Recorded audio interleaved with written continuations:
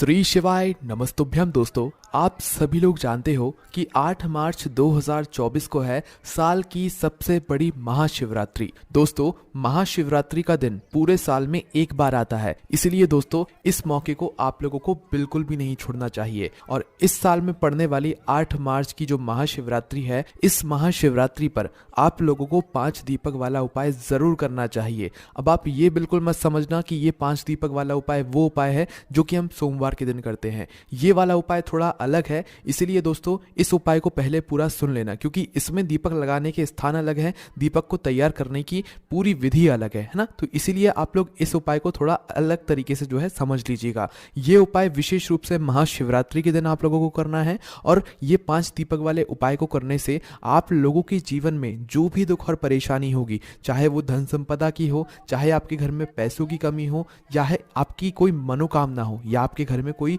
भी दुख और परेशानी चल रही हो, तो भाई अपनी सभी प्रकार की मनोकामनाओं के लिए आप यह 5 दीपक वाला उपाय आने वाली 8 मार्च के दिन, शिवरात्रि के दिन, महाशिवरात्रि के दिन कर सकते हो। इस उपाय को करने से दोस्तों आपको बहुत ही जल्दी इस उपाय को करने का फल भी मिलेगा, और बहुत ही बड़ा होकर मिलेगा, क्योंकि भगवान शिव जी का सबसे बड़ा दिन माना जाता है महाशिवरात्रि का दिन, और साल की सबसे बड़ी शिवरात्रि होती है महाशिवरात्रि। इसीलिए इस मौके को आपको अपने हाथ से नहीं जाने देना है, और इस दिन करना है आप लोगों को 5 दीपक वाला उपाय, ताकि आप भगवान शिव जी को प्रसन्न कर सको और वो आपकी मनोकामनाओं को पूर्ण कर दे। तो आइए दोस्तों समझते हैं इस 5 दीपक वाले उपाय को। उससे पहले हम आपको बता दें कि ये वाला उपाय आपको हमारी वेबसाइट भोलेनाथभक्ति.com पर मिल जाएगा, जिसकी लिंक हम आपको डिस्क्रिप्शन में दे देंगे। आप गूगल पर जाकर भी इसे सर्च कर सकते हैं। हमारे व्हाट्सएप चैनल की लिंक भी हम आपको डिस्क्रिप्शन में दे देंगे, वहां से ज्वाइन कर सकते हैं। इस उपाय की जानकारी आपको वहां पर भी मिल जाएगी। तो चलिए अब जानते हैं इस 5 दीपक वाले उपाय को आपको कैसे करना है ना। जैसा कि हमने आपको बताया, ये उपाय थोड़ा अलग है, ये सोमवार के दिन करने वाला 5 दीपक वाले उपाय जैसा नहीं है ना। तो सीधी सी बात है दोस्तों, इस 5 दीपक वाले उपाय में 5 दीपक वाला उपाय नाम में ही आ रहा है कि इसमें हमें 5 दीपक तो तैयार करने ही करने हैं। पर उससे पहले हम ये समझ लेते हैं कि इस उपाय को करना किसको है, किस समय करना है। तो देखिए, इस वाले उपाय को घर की माताओं बहनों को करना है। घर की सभी माताओं बहनों को नहीं करना है, घर की जो भी एक बड़ी माता बहन हो, भाई उस माता बहन को जो है ये 5 दीपक वाला उपाय करना है। घर के सभी सदस्यों को करने की कोई जरूरत नहीं है ना। अगर किसी कारणवश घर में माताएं बहनें उपस्थित नहीं हैं, तो कोई भी बड़े जो होंगे घर के, वो इस उपाय को कर सकते हैं, ठीक है। पर घर परिवार में से कोई भी एक ही सदस्य अगर इस उपाय को करेगा, तो भी उस उपाय का फल उसके पूरे घर परिवार को मिल जाएगा, ठीक है। इसलिए घर का कोई एक ही सदस्य इस 5 दीपक वाले उपाय को करे। अब आपको ये तो पता चल गया कि इस उपाय को विशेष रूप से माताओं बहनों को करना है, पर किस समय करना है, अब ये भी आप लोग जान लीजिए। तो देखिए, ये जो 5 दीपक वाला उपाय है, ये विशेष रूप से शाम के समय प्रदोष काल में ही होगा। उसका सबसे बड़ा कारण क्या है, क्योंकि जो दीपक होते हैं वो मुख्य रूप से जो है प्रदोष काल में शाम के समय जलाए जाते हैं, या तो रात्रि के समय जलाए जाते हैं। इसीलिए आप लोगों को ये वाला उपाय शाम के समय प्रदोष काल में करना है। यहाँ पर भी अब ये प्रश्न आता है कि भाई जो शाम का समय है या जो प्रदोष काल का समय है, ये कितने बजे से लेकर कितने बजे तक का होता है, और महाशिवरात्रि के दिन विशेष रूप से हमें इस उपाय को शाम के समय कब से लेकर कब तक के बीच में कर लेना है। तो देखो, यहाँ पर हम आपको पहली बात तो ये बता दें कि महाशिवरात्रि के दिन कोई समय मान्य नहीं होता, कुछ नहीं होता। महाशिवरात्रि का पूरा दिन भगवान शिव जी की पूजन अर्चना के लिए होता है। तो इस दिन किए जाने वाले सारे उपाय आप पूरे दिन में कभी भी कर सकते हो। पर ये जो 5 दीपक वाला उपाय है, इसमें हमें दीपक जलाने, इसलिए ये उपाय जो है विशेष रूप से शाम के समय या प्रदोष काल में ही होगा। अब दोस्तों, वो शाम का समय या प्रदोष काल का समय होता कब का समय है, ये भी आप लोग सुन लीजिए। देखिए, शाम का या प्रदोष काल का जो समय होता है, वो शाम के 6 बजे से लेकर 7 बजे के बीच का समय होता है। इसलिए आप लोग इस 5 दीपक वाले उपाय को महाशिवरात्रि के दिन इस समय के बीच में आप लोग कर सकते हैं, ठीक है। पर जरूरी नहीं है कि इस समय के बीच में ही करें। आप लोगों को भी बहुत सारे काम होंगे, या आप उपाय की तैयारी को करने में थोड़ा देर हो जाए, तो भाई आप लोग 7 बजे से लेकर रात को 10 बजे के बीच में भी ये वाला उपाय कर सकते हैं, या तो 10 बजे के बाद भी, जब तक आपके घर के आसपास के जो मंदिर हैं वो खुले रहते हैं ना, जब तक आप लोग ये वाला उपाय कर सकते हैं। और अगर मंदिर बंद भी हो जाता है ना, तो भी कोई टेंशन लेने वाली बात नहीं है, क्योंकि इस उपाय की सबसे बड़ी खासियत भी यही है।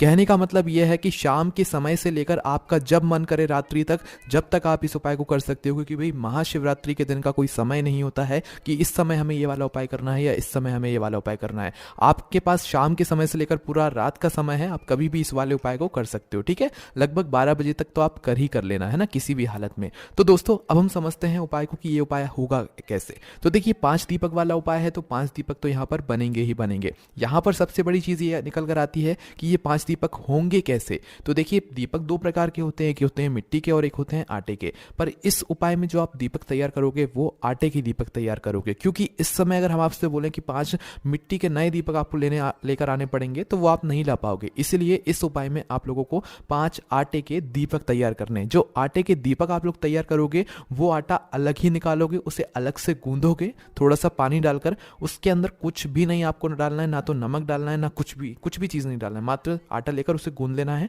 और 5 आटे की जो दीपक होगा उसको मतलब थोड़ा तैयार कर लेना है उस आटे को, है ना। फिर उसी आटे से 5 दीपक आपको तैयार करने हैं। कितने बड़े तैयार करोगे?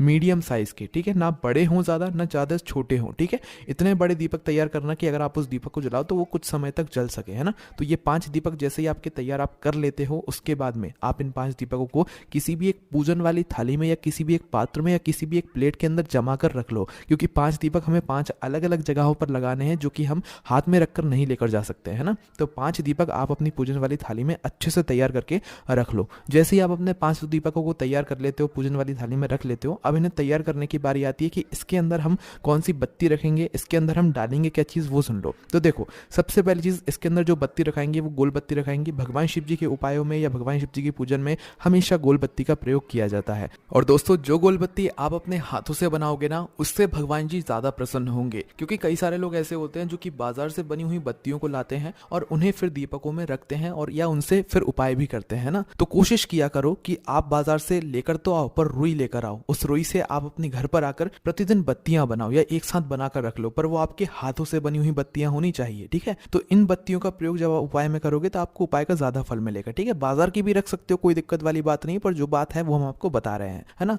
तो आपके घर में अगर रुई है तो भाई उस रुई से आप अपने हाथों से 5 जो है गोल बत्तियां बनाकर तैयार कर लो, है ना। जैसे ही आपकी 5 गोल बत्तियां बनकर तैयार हो जाती हैं तो इन 5 दीपकों के अंदर एक एक बत्ती यहाँ पर आप लोग रख दो, है ना। रखने के बाद इसके अंदर आप लोग क्या चीज डालोगे? तो देखो, इसके अंदर सिर्फ और सिर्फ विशेष रूप से महाशिवरात्रि के दिन आप लोग शुद्ध देसी गाय का घी डालोगे। यहाँ पर कोशिश करना कि शुद्ध देसी गाय का घी आप लोग डालो। ये थोड़ा महंगा मिलेगा, पर इस उपाय का आपको फल भी बहुत बड़ा मिलेगा, है ना। तो इसलिए ना भैंस का दूध मतलब भैंस का घी भी नहीं चलेगा यहाँ पर, ना तो यहाँ पर आप लोगों का बाजार का मिलावटी घी चलेगा, शुद्ध देसी गाय का घी ही चलेगा। इसलिए आप लोग ये प्रश्न नहीं करना कि भाई ये घी अगर ना हो, शुद्ध देसी गाय का घी अगर ना हो तो क्या करें। तो आप लोगों को शुद्ध देसी गाय का घी बहुत ही ज़्यादा ज़रूरी है इस उपाय को करने के लिए, है ना। भाई आपका शुद्ध देसी गाय का घी आपके पास आ जाता है। अब इसके बाद में आप जिस समय भी, शाम के समय, प्रदोष काल से लेकर रात्रि के समय तक जब भी आप उपाय कर रहे हो, शाम के समय थोड़ी शुद्धता का ध्यान रखिएगा। आप लोग हाथ मुंह धोकर मतलब ये उपाय को कर सकते हो, क्योंकि शाम के समय आप लोग नहाना ज़्यादा ज़रूरी नहीं है। सुबह ज़रूर आप लोग अच्छे से स्नान कीजिएगा और नए और धुले हुए वस्त्र पहनिएगा, ठीक है, क्योंकि महाशिवरात्रि का दिन रहेगा। शाम के समय आप हाथ मुंह धोकर जो है इस उपाय की तैयारी को शुरू कर देना, और थोड़ा समय पहले ही करना, क्योंकि इस तैयारी को करने में आपको लगभग आधा घंटा लग जाएगा, है ना। तो भाई उपाय की तैयारी जैसे ही आप लोगों की हो जाती है तो भाई आपको कुछ ध्यान मतलब कुछ बातों का ध्यान यहाँ पर रखना है। ये जो 5 दीपक आपने तैयार किए हैं, ये दीपक जहाँ जहाँ पर भी आप लोग रखने वाले हो वहाँ वहाँ पर आप लोग या तो कुछ चावल के दाने रखना या कुछ फूल की पंखुड़ियाँ रखना। ये हम आपको बात बता रहे हैं, अगर आपकी मर्जी है तो आप अपने साथ में रख सकते हो। जहाँ जहाँ दीपक रखो वहाँ वहाँ पहले थोड़े से चावल के दाने या तो फूल की पंखुड़ियाँ रखना, फिर उसके ऊपर ये दीपक रखना। इसके बाद में दोस्तों, जो इन 5 दीपकों को आप लोग क्या करोगे, घर से दीपक जलाकर नहीं लेकर जाओगे। ये जहाँ पर ये 5 दीपक रखाएंगे वहाँ पर जाकर ही आप लोग जो है अपने इन 5 दीपकों को जलाओगे। और इन दीपकों को जलाने के लिए जो माचिस आप लोग लेकर जाओगे वो अपनी ही लेकर जाओगे। किसी और की माचिस अगर आपने ले ली इस उपाय को करने में तो भाई इस उपाय का फल उस व्यक्ति को भी मिल जाएगा जिस व्यक्ति की आप लोग माचिस ले रहे हो। तो अपने घर से अपनी ही माचिस लेकर जाना विशेष रूप से, ठीक है। तो दोस्तों, अब हमारे 5 दीपक भी तैयार हैं और अब हम इस उपाय को करने के लिए भी तैयार हैं। तो आप शाम के समय प्रदोष काल में आप अपने घर से निकलिएगा। अब देखिए, 5 दीपक है, 5 अलग अलग जगहों पर रखाएंगे, जिसमें से जो सबसे पहला दीपक रखा गया सबसे पहले स्थान पर जहां पर आप लोगों को जाना है वो है दोस्तों भगवान शिव जी का मंदिर। अब जैसा कि हमने आपसे बोला था कि अगर आप ज्यादा रात्रि में अगर आप लोग ये वाला उपाय कर रहे हो और मंदिर बंद हो चुका है तो भी आप लोग इस वाले उपाय को कर सकते हो, क्योंकि इस वाले उपाय में आपको पहले वाले दीपक को भगवान शिव जी के मंदिर के अंदर नहीं रखना है, भगवान शिव जी के मंदिर की चौखट पर रखना है। तो आपको सबसे पहला दीपक लेकर मतलब 5 दीपक लेकर तो एक साथ ही जाना है, पर जो उसमें से पहला दीपक जो जलेगा